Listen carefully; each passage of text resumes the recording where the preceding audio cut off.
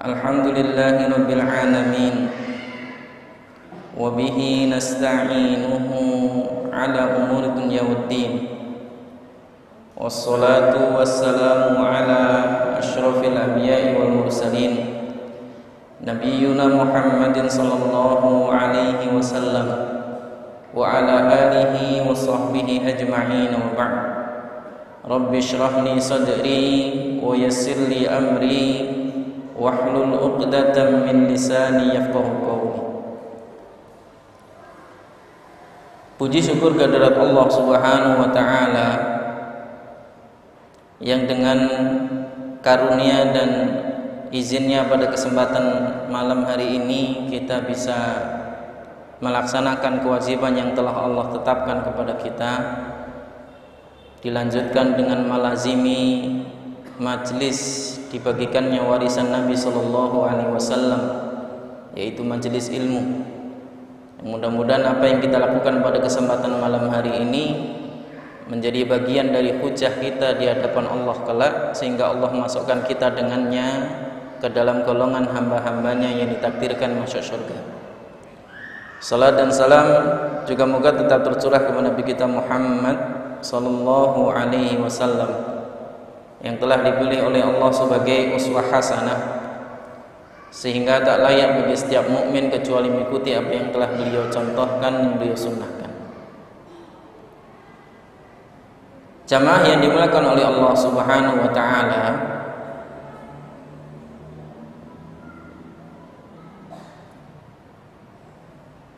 melanjutkan apa yang sudah pernah kita bahas dahulu tentang kiat meraih khusyuk di dalam sholat. Kitabnya Syekh Shalih Al-Munajjid, yaitu Thalathah wa Thalathina Sababan lil Khusyuk fi Sholat, 3 sebab yang bisa menjadi khusyuk di dalam sholat. Kemarin kita sampai pada poin yang kelima, di mana poin yang keempat, 5, 6 sampai beberapa poin nanti itu semuanya terkait dengan Quran, Pak. Semuanya terkait dengan Quran yang kita baca, ya. Poin yang keempat kemarin sekaligus review, ya. Poin yang keempat adalah tadabburul ayatil maqru'ah. Bagaimana kita mentadaburi ayat yang kita baca. Dan tadabbur itu tidak akan mungkin bisa dilakukan kecuali kita memiliki ilmu tentang apa yang kita baca. Sebagaimana menelaah satu buku, kalau kita tidak punya basic disiplin ilmu yang kemudian kita kita miliki sebagai dasar kita membaca buku itu, kita tidak akan mungkin bisa menelaah buku itu dengan baik. Demikian juga Al-Quran. Kalau kita tidak memiliki ilmunya dengan baik, maka kita tidak akan mungkin bisa sampai pada tingkat tadabbur. Kemudian yang kelima,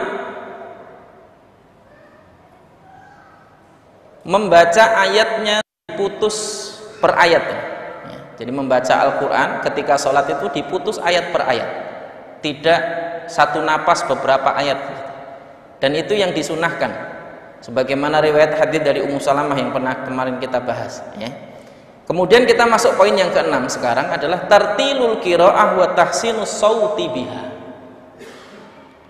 Membaca Al-Quran dengan tartil dan juga memperbagus suara saat membacanya. Alhamdulillah kita di beberapa masjid di Bandar Lampung ini memiliki imam yang luar biasa untuk kualitas suara, hafalan, ya, dan juga bacaannya, dan itu membantu kita untuk meraih khusyuk. Beda kalau kemudian kita masuk masjid kemudian suara imamnya nggak kedengeran misalnya, atau suara imamnya agak sedikit cetar, cempreng gitu ya, misalnya. Itu juga agak sedikit kurang enak didengar, akhirnya kemudian mengganggu kekhusyuan, ya. Dan ini bagian dari yang juga penting untuk diperhatikan, meskipun bukan berarti kalau suaranya nggak boleh baca Quran, bukan.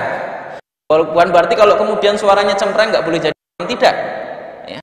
Tapi bagaimana kemudian kita memilih imam yang kemudian itu menjadi bagian dari yang bisa membawa kita kepada kekhusyuan. Sebagaimana perintah Allah Subhanahu wa taala dalam ayatnya, a'udzubillahi minasyaitonir rajim, warattilil qur'ana tartila.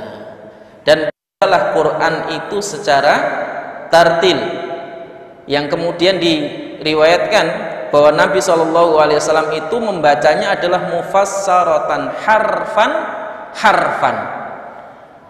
Namanya bacaan tartil itu dari huruf per hurufnya itu jelas, pengucapannya jelas, panjangnya jelas, ya, panjang pendeknya jelas, ya. Kemudian hukum-hukum terkait dengan bacaannya pun jelas, ya. Dan itu bagian dari yang kemudian menjadi makna dari kalimat tartil, makna dari kata tartil. Dalam riwayat lain disebutkan wa kana sallallahu alaihi wasallam yaqra bis surati fayuratiluha hatta takunu atwal man atwala minha. Sesungguhnya Nabi sallallahu alaihi wasallam itu kalau membaca Al-Qur'an itu beliau mentartilkan bacaannya sehingga bacaan beliau itu menjadi lebih panjang dari bacaan yang lain. Jadi kalau kita membaca biasa dengan bacaan tartil itu lebih lama durasinya yang bacaan tartil dibandingkan bacaan biasa. Ini gambaran tentang bacaan tartil. Nanti silahkan apa namanya sambil dicerna. Ini bagian dari gambaran tentang bagaimana cara Nabi membaca secara tartil tadi itu.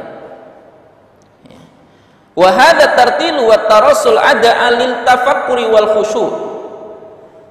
Bacaan yang tartil dan bacaan yang pelan tadi itu lebih memudahkan kita untuk memikirkan apa yang kita baca dibandingkan kalau bacaan itu cepat. Jarang orang yang bisa betul-betul mencerna perkataan orang yang kalau ngomong itu cepat ngomongnya, ya. Nggak semua orang bisa mencerna. Tapi kalau orang ngomongnya pelan, perlahan, semua orang pasti mudah paham, ya kan? Sebagaimana saya yang ngomong sekarang, kalau saya ngomongnya cepat, itu belum tentu nanti yang kemudian mendengarkan bisa cepat paham. Beda dengan kalau ngomongnya saya itu pelan, perlahan. Begitu juga bacaan tartil di dalam membaca ayat ketika sholat. Ini bagian dari yang juga penting untuk diperhatikan. Jadi bacaan yang kemudian tartil tadi itu menjadikan kita lebih mudah untuk meraih kekhusyuan kita, karena kita mudah untuk memfikirkan apa yang kita baca dan juga mentadaburinya. Bahkan di dalam sebuah hadis yang lain juga disebutkan zayyinul qur'ana bi aswatikum fa inna sautal hasan yazidul qur'ana husna. Ini penting.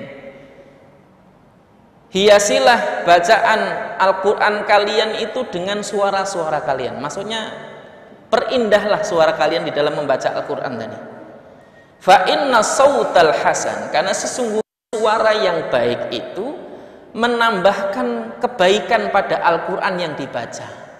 Makanya tadi saya sampaikan bahwa bukan berarti kalau suaranya cempreng, bacaannya tidak baik, maksudnya bacaannya kurang enak didengar, selama makhrajnya benar, ya, itu bukan berarti kemudian tidak boleh membaca Al-Quran, tidak.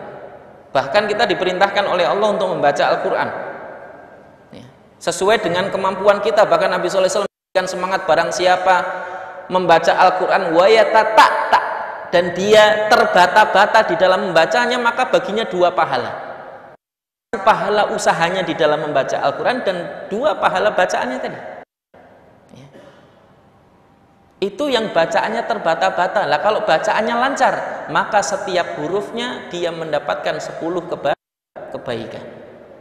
Dan ini bagian dari yang juga penting untuk dijadikan sebagai motivasi bagi kita. Jadi bukan berarti kalau kita bacaannya masih sering salah-salah, nggak boleh baca Quran. Justru harusnya itu memicu kita untuk selalu berusaha memperbaiki bacaan Quran kita.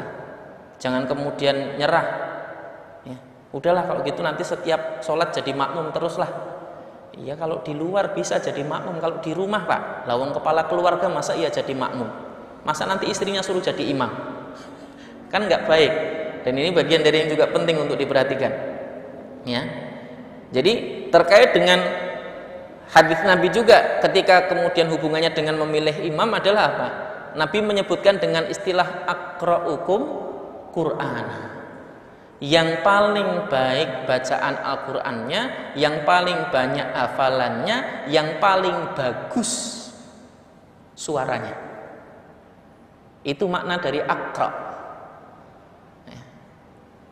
Jadi kalau didengar itu enak. Dan ini bagian dari yang juga penting untuk dijadikan sebagai perhatian kita semuanya, supaya kemudian kita selalu bersemangat untuk mempelajari Quran kita. Dan ini bagian dari yang juga disunahkan oleh Nabi kita Muhammad Sallallahu Alaihi Wasallam. Jadi tartil itu di dalam hadis yang lain juga disebutkan bahwa sebagaimana riwayat dari Aisyah radhiyallahu anha bahwa Nabi itu kalau membaca Al-Quran itu makmum bisa mengulang apa yang dibaca oleh Nabi tadi. Jadi makmum bisa mengulangi bacaan Nabi, itu bacaan tartil, menunjukkan bacaannya tidak terburu-buru, kemudian makmum mampu mencerna dengan baik apa yang kemudian dia dengar. Ya, ini perlu untuk jadikan sebagai perhatian kita. Ya. Kemudian yang ketujuh,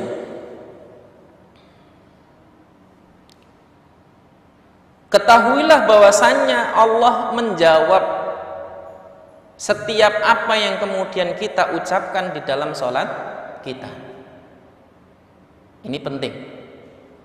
Bermunajah kepada Allah Subhanahu wa ta'ala harus betul-betul menyadari bahwa dirinya itu sedang berhadapan dengan Allah Subhanahu wa ta'ala. Dan sholat kita itu adalah munajat kita di hadapan Allah Subhanahu wa ta'ala. Maka kita betul-betul harus menyadari bahwa Allah sedang mendengarkan kita, Allah sedang memperhatikan kita, Allah sedang melihat kita. Makanya nanti tingkatan tertinggi di dalam ibadah itu adalah al-ihsan. Apa itu ihsan? Ya. Ka'annaka tarahu wa illam takun tarahu fa innahu yara. Yaitu engkau beribadah kepada Allah seakan-akan engkau melihatnya. Yang jika engkau tidak melihatnya, maka engkau yakin bahwa Allah itu melihatmu. Memiliki sifat muraqabah bahwa dirinya itu diawasi dan dilihat selalu oleh Allah Subhanahu wa ta'ala, maka kemudian dia memperbagus sholatnya tadi. Dan ini bagian dari yang juga penting untuk diperhatikan. Dalam sebuah hadis disebutkan bahwa Nabi SAW bersabda, qala Allahu azza wa jalla qassamtu sholata baini wa baina 'abdi nisfain. Sesungguhnya aku membagi sholat itu antara diriku dan hambaku menjadi dua bagian. Wali 'abdi ma sa'al, dan bagi hambaku apa yang dia minta. Fa idza qala alhamdulillahi rabbil alamin qala Allahu hamadani 'abdi. Jika hambaku itu mengucapkan alhamdulillahi rabbil alamin, maka kemudian Allah akan menjawab dengan mengatakan hamadani 'abdi, sesungguhnya hambaku telah memujiku. Fa idza qala ar-rahmanur rahim, jika kemudian hambaku mengatakan ar-rahmanir rahim, maka kemudian Allah menjawab asna alayya 'abdi, sesungguhnya hambaku telah memuliakan dan meninggikanku. Fa idza qala maliki yaumiddin qala Allahu majjadani 'abdi, dan jika hambaku mengatakan maliki yaumiddin, sungguh hambaku telah menempatkanku pada tempat yang tinggi. Ini jawaban Allah Subhanahu wa ta'ala. Fa idza qala iyyaka na'bud wa iyyaka nasta'in, ketika hambaku mengatakan iyyaka na'budu wa iyyaka nasta'in, maka kemudian Allah akan menjawab hadza baini wa baina 'abdi wa li 'abdi ma sa'al. Ini adalah antara aku dengan hambaku, maka bagi hambaku yang dia minta, maksudnya apa yang dia minta akan aku kabulkan. Dan setelah kalimat itu kan isinya doa. Apa doanya? Ihdinas siratal mustaqim, ya. Siratal ladzina an'amta 'alaihim ghairil maghdubi 'alaihim waladhdallin. Maka kemudian Allah akan menjawab apa? Wali 'abdi masa'al, sesungguhnya apa yang diminta hambaku maka aku akan kabulkan. Jadi kalau kita ingin betul-betul menghayati apa yang kemudian kita baca tadi itu, fahami maknanya, minimal fahami maknanya dulu sebelum nanti memahami tafsirnya, sampai nanti pada tingkat tadabbur. Ada buku bagus nanti bisa dibaca itu, tadabbur bacaan sholat. Bukunya nggak tebal, cukup tipis sih, cuman paling sekitar nggak nyampe 200 halaman ya. Tipis bukunya, nanti bisa dibaca untuk kemudian sambil direnungkan, sambil kemudian dibaca untuk kemudian dipraktekkan dalam sholat kita ya. Bagaimana kita bisa mentadaburi setiap bacaan sholat kita, itu sangat membantu ya. Dan ini bagian dari yang juga penting untuk diperhatikan. Jadi salah satu di antara kiat untuk menjaga kekhusyuan atau meraih kekhusyuan kita di dalam sholat kita adalah mengetahui bahwa apa yang kemudian kita ucapkan di dalam sholat itu dijawab oleh Allah Subhanahu wa Ta'ala. Maka jangan terburu-buru di dalam membaca apa yang kita baca di dalam sholat kita. Dan ini bagian dari yang juga penting untuk diperhatikan ya. Bahkan disebutkan oleh Syekh Shalih Al-Munajjid di sini, dijelaskan bahwa hadza haditsun azimun jalil. Ini adalah hadis yang luar biasa agung ya. Lau istahdarahu kullu musallin la hasala lahu khusyu'un baligh. Seandainya ini dilakukan oleh setiap orang yang melakukan sholat, maka sungguh setiap orang yang sholat tadi itu akan meraih kekhusyuan yang sempurna. Wala wajada lil fatihati atharan aziman, dan sungguh dia akan mendapatkan pengaruh yang besar dari bacaan Al-Fatihah yang dia baca. Bagaimana tidak, wa huwa yastashiru anna rabbahu yukhatibuhu thumma yu'tiyahu su'lahu. Bagaimana tidak, lawang dia merasa bahwa dia meminta kepada Allah, kemudian Allah mengabulkan apa yang dia minta. Dan ini bagian dari yang juga penting untuk dijadikan sebagai perhatian kita. Bagaimana melatih itu di dalam kegiatan sholat kita setiap hari, Pak. Kita ini sholat setiap hari. Setiap waktunya satu hari itu 5 kali kita sholat ya. Jangan sampai kemudian kita tidak pernah mendapatkan kekhusyuan sekucuil pun dari setiap sholat yang kita lakukan. Jangan sampai. Karena nanti berarti apa yang kemudian kita dapati ketika di hadapan Allah Subhanahu wa Ta'ala tidak ada dari sholat kita. Padahal itu adalah nanti yang pertama dihisab oleh Allah ketika di akhirat ya. Amalan yang nanti akan pertama kali dihisab oleh Allah di akhirat adalah sholatnya. Yang kalau sholatnya itu tidak ada nilainya di mata Allah Subhanahu wa Ta'ala, maka sama saja berarti sia-sia sholatnya. Yang jika sia-sia sholatnya, maka amalan di belakangnya akan tidak dianggap, Pak. Dan ini bagian dari yang juga penting untuk diperhatikan ya. Berhati-hati.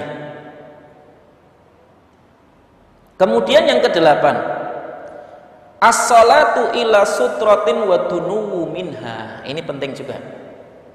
Jadi memang salah satu di antara bagian dari yang menjadi pendongkrak kita untuk bisa meraih kekhusyuan di dalam sholat itu adalah melakukan sunnah-sunnah yang dicontohkan Nabi. Di antara sunnahnya juga adalah mendekat kepada sutroh ya, menggunakan sutroh saat sholat dan mendekat kepada sutroh, terutama orang yang sholat sendirian atau sebagai imam. Kalau makmum tidak perlu menggunakan sutroh. Sutroh itu adalah sesuatu yang tingginya disebutkan oleh para ulama, nanti dijelaskan di dalam Al-Qaul Al-Mubin fi Akhta'il Musallin. Tingginya minimal 1/4 hasta, kira-kira 1 jengkal lebih sedikit, Pak. 1 jengkal lebih sedikit, sekitar 25 sampai 30 cm minimal tingginya sutroh tadi itu, 1/4 hasta ya. Minimal begitu. Bahkan Nabi dalam sebuah riwayat pernah menggunakan tombaknya untuk dijadikan sutroh, pernah menggunakan hewan tunggangannya, bahkan pernah menyuruh budaknya di depannya untuk kemudian dijadikan sutroh. Maka kalau sholat, Pak, terutama setelah selesai sholat wajib, sholat sunnah, jangan asal cari tempat. Sajadah bukan sutroh, karena sutroh tadi itu memiliki syarat tinggi tadi ya. Ini nanti terkait dengan hadis larangan melewati orang yang sedang sholat, yang Nabi mengatakan faqatilhu, maka cegahlah ia semampumu. Kalau engkau sedang sholat dan ada orang yang hendak lewat, maka cegahlah ia semampumu, fa inna ma'ahu syaitan, karena dia sedang bersama syaitan saat itu untuk merusak sholat kita. Itu adalah ketika kita sholat memiliki sutroh. Jadi yang kita cegah antara area kita dengan sutroh kita. Jaraknya itu kira-kira adalah ketika kita sujud ada jarak sedikit, kira-kira anak kambing bisa lewat. Itu sebenarnya jarak sutroh. Jarak kita dengan sutroh. Ya, kalau untuk soft kadang kepala ketemu kaki ya nggak apa-apa juga sebenarnya. Ya. Cuman kalau longgar dia lebih baik karena lebih nyaman. Ya. Longgar lebih baik, lebih nyaman. Dan ini bagian dari yang juga penting untuk diperhatikan. Jadi itu yang penting, seperti papan yang kecil-kecil itu sunnahnya digunakan kalau kemudian kita sholat, apalagi kalau kita nggak punya sutroh tadi, pasang itu, entah atau pasang tasnya, entah pasang kalau nggak ada ya tripodnya itu pasang di depan untuk sholat, ya kan? Atau apapun yang bisa kemudian kita jadikan sebagai tanda bahwa itu adalah sutroh kita. Ya. Itu adalah sutroh kita, kemudian kita sholat di belakangnya. Yang dihalau kalau ada yang lewat itu adalah antara kita dengan sutroh tadi. Kalau dia lewatnya di depan sutroh, biarkan. Itu hak dia untuk lewat. Hak kita itu hanya antara kita dengan sutroh tadi itu saja. Itu hak kita. Kalau saat kita sedang sholat. Kenapa? Karena kalau kita nggak pakai sutroh, Pak, ada orang lewat, ya. Menurut sebagian ulama yang batal itu sholat kita. Apalagi kalau yang lewat wanita atau anjing hitam. Ya. Ini bagian dari yang kemudian penting untuk diperhatikan. Jadi makanya penting untuk memperhatikan sutroh tadi. Ya. Yang termasuk di antara bagian dari yang bisa menjadikan kita khusyuk di dalam sholat juga adalah melakukan sunnah menggunakan sutroh di dalam sholat, terutama ketika sholat sendirian dan juga menjadi imam. Makanya lewat di antara sof nggak ada masalah, Pak. Lah kalau antum batal, kalau nggak boleh lewat di antara sof gimana? Mau lewat mana? Lompat, terbang. Ini bagian dari yang penting. Jadi faedahnya kenapa kok boleh lewat di hadapan sof? Bahkan dalam sebuah riwayat disebutkan Ibnu Abbas itu pernah membawa untanya, menuntun untanya lewat di antara sof kaum muslimin yang sedang sholat saat itu. Bukan hanya lewat badan saja, Pak, bawa unta. Dan setelah selesai sholat Nabi tidak menegur Abdullah bin Abbas tadi, menunjukkan bahwa itu tidak dilarang. Maksudnya lewat di hadapan orang yang sholat, kalau sholatnya sholat berjamaah di hadapan sofnya nggak masalah. Yang nggak boleh itu di hadapan imam. Ya. Makanya salah satu di antara fungsi mihrab itu adalah menjaga supaya sutroh imam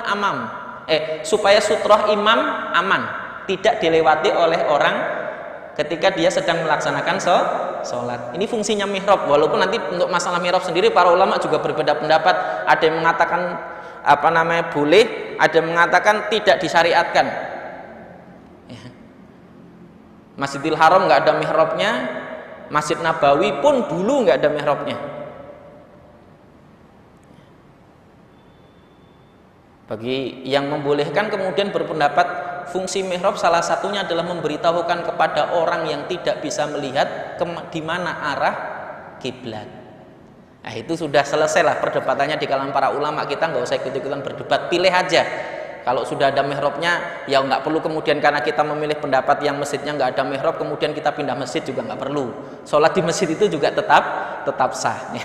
Ini juga bagian dari yang kemudian penting untuk diperhatikan. Ya. Wallahu a'lam bishawab. Jadi kembali kepada tadi sutra, ya. Sebagaimana perintah Nabi SAW, "Idza shalla ahadukum falyusalli ila sutratin wal yadnu minha." Jika salah seorang di antara kalian salat, maka hendaklah dia salat menghadap sutra dan dia mendekat kepadanya. Mendekat kepadanya tadi jaraknya tadi. Seperti tadi. Fungsinya apa? La yuqatti'u syaitan, la yaqta'u syaitanu alaihi salatahu, supaya salatnya itu tidak dirusak oleh syaitan.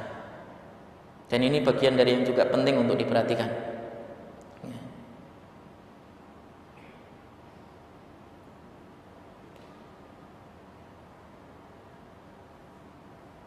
Kemudian yang kesembilan, meletakkan tangan kanan di atas tangan kiri di atas dada.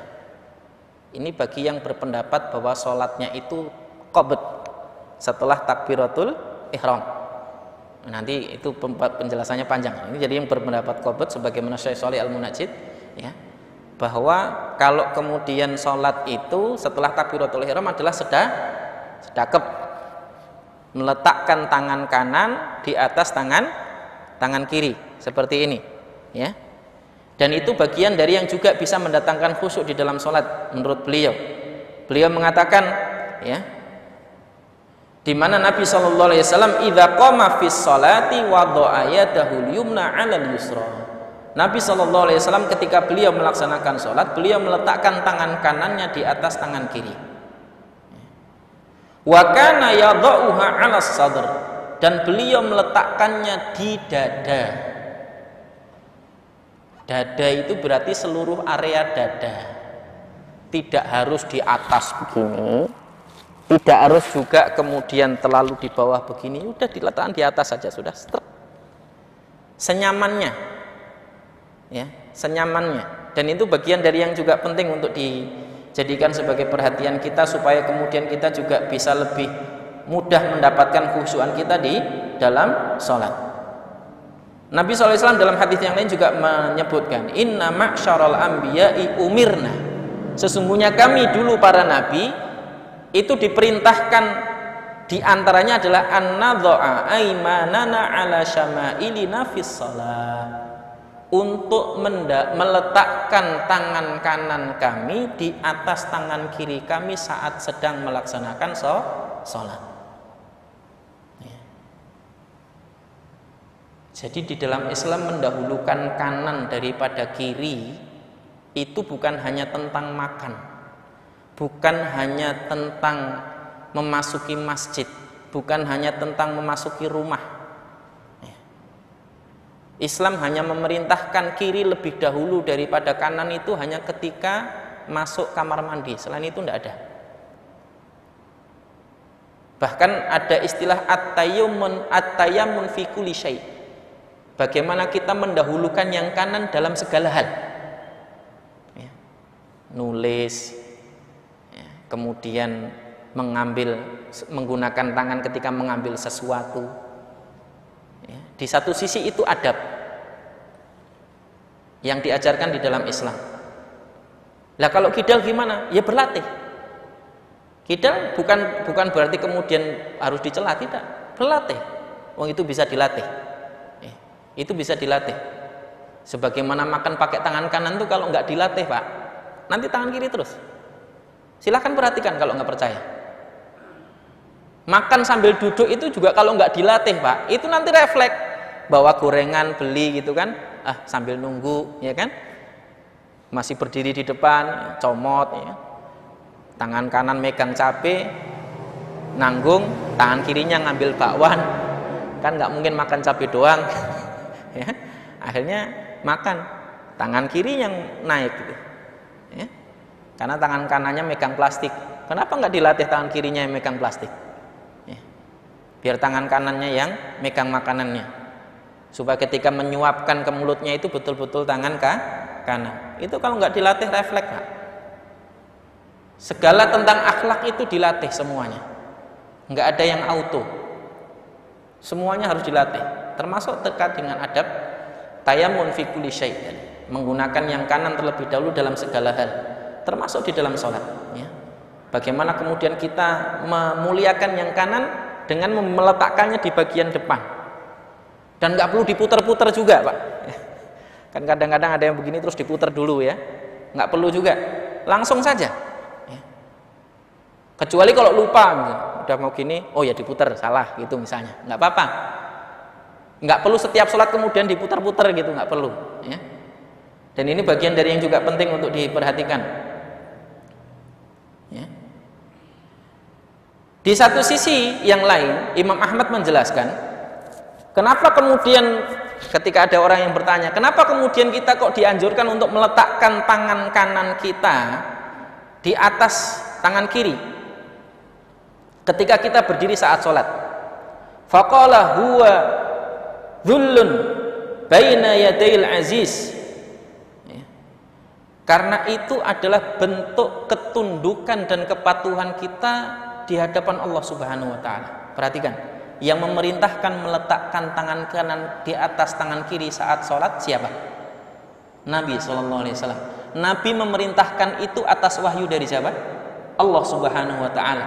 Maka melaksanakan tangan kanan diletakkan di atas tangan kiri saat kita sedang melaksanakan sholat, itu adalah bentuk ketundukan total kita kepada Allah saat kita melaksanakan sholat, padahal itu di hadapan Allah, Pak. Itu di hadapan Allah Subhanahu wa ta'ala. Dan ini bagian dari yang juga penting untuk diperhatikan. Ibnu Hajar menambahkan, para ulama mengatakan di antara hikmah posisi itu, maksudnya posisi tangan kanan di atas tangan kiri itu, annaha sifat as-sa'ilud dzalil, itu adalah bentuk sifat orang yang meminta yang hina. Wa huwa amna minal abath wa aqrab ilal khusyu', dan itu menjadikan dia lebih jauh dari bermain-main di dalam sholatnya dan lebih khusyuk di dalam sholatnya. Kenapa? Kalau setiap gerakan itu kita berusaha sesuai mungkin dengan apa yang dicontohkan Nabi, yang kita takut kalau gerakan itu salah, itu lebih mudah dan lebih mungkin kita untuk mendapatkan khusyuk dibandingkan kalau kemudian kita nggak peduli mau salah mau benar. Dan cenderung akhirnya kemudian kita acuh tak acuh dengan sholat yang kita lakukan. Begitu juga ketika kita sholat itu hanya sekedar gerakan saja, tanpa diiringi dengan bacaan, atau kalaupun diiringi dengan bacaan tidak diiringi dengan tartil tadi, tidak diiringi dengan apa yang kemudian kita berusaha untuk melaksanakan sunnah yang diajarkan Nabi dalam setiap sholat kita tadi itu, ya bisa jadi sholat kita ya hambar gitu-gitu aja, Pak. Ya mungkin sholatnya rutin 5 waktu tapi hambar, nggak ada efeknya. Sebagaimana dosis obat tuh nggak tepat dosisnya, itu akhirnya nggak ngefek gitu ya. Contoh amoksilin misalnya harusnya 3 kali sehari, dia minum cuma 1 kali sehari, nggak ngefek, Pak. Begitu juga sholat, harusnya dia durasinya sekian, khusyuknya sekian persen, supaya kemudian dia mendapatkan faedah seperti yang dulu yang di awal pembahasan kita sudah pernah kita bahas. Salah satu di antara fungsi sholat adalah menghalangi kita dari perbuatan keji dan mungkar. Kalau dosisnya nggak pas itu sholat tapi di luar maksiat lagi, Pak, nggak ngefek sholatnya.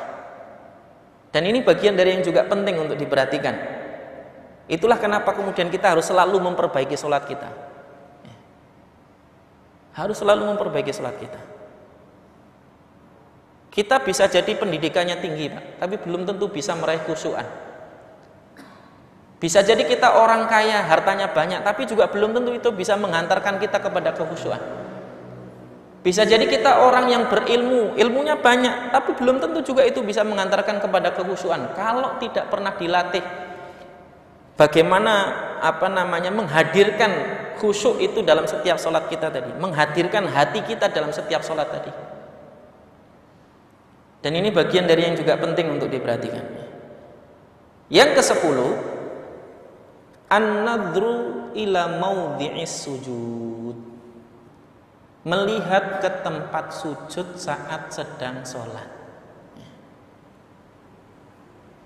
Diriwayatkan dari Aisyah radhiyallahu anha bahwa Rasulullah SAW ketika beliau sholat, taqta'a ra'sahu wa rama bi basarihi nahwal ardi.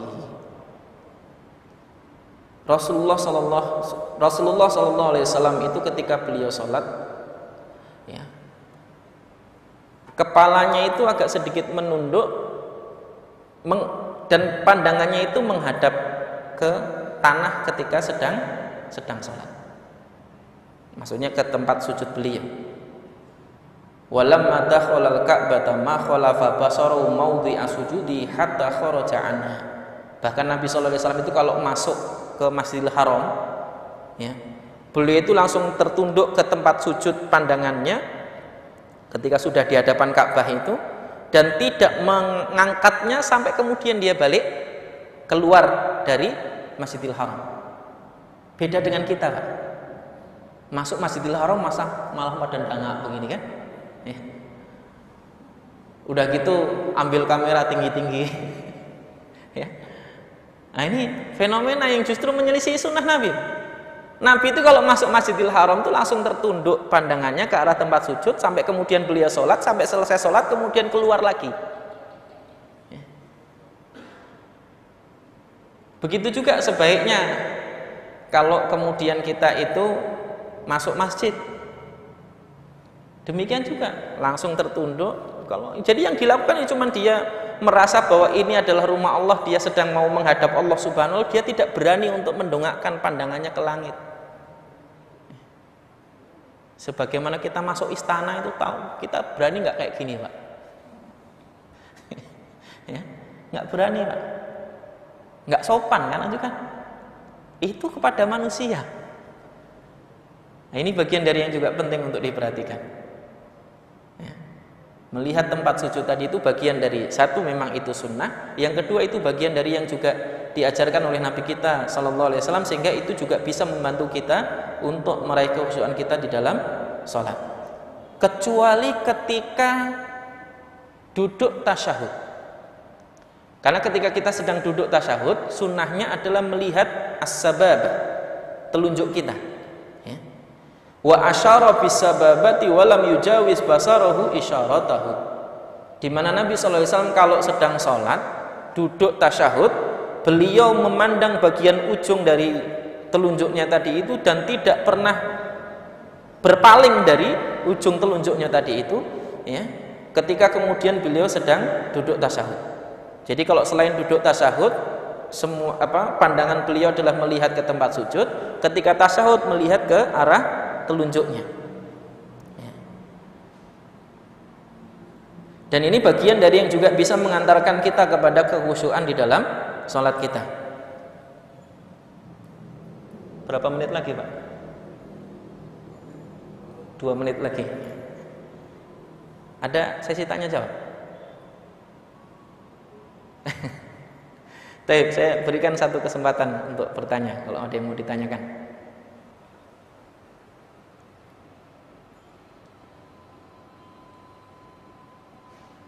Ada? Cukup ya? Demikian barangkali kita cukupkan dulu sampai pada poin yang ke-10 ya.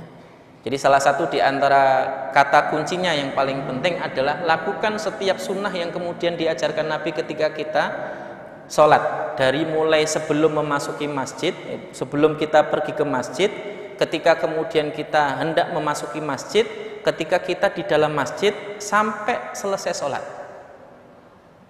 Kalau itu kemudian kita lakukan semuanya, insya Allah kita akan bisa meraih kekhusyuan kita di dalam sholat kita, dan kita akan mendapatkan balasan yang setimpal nanti dari apa yang kemudian kita kerjakan dan kita usahakan. Jangan sampai kemudian apa yang kita lakukan dalam setiap sholat kita yang 5 waktu kita kerjakan setiap hari itu, kita tidak mendapatkan balasan apapun. Na'udzubillahi min dzalik. Demikian barangkali, mohon maaf atas salah kata, salah ucap, salah tingkah. Wassallallahu ala nabiyyina Muhammadin wa ala alihi wasallam. Subhanakallahumma bihamdika asyhadu an la ilaha illa anta astaghfiruka wa atubu ilaik. Wabillahi taufiq wal hidayah. Assalamualaikum warahmatullahi wabarakatuh.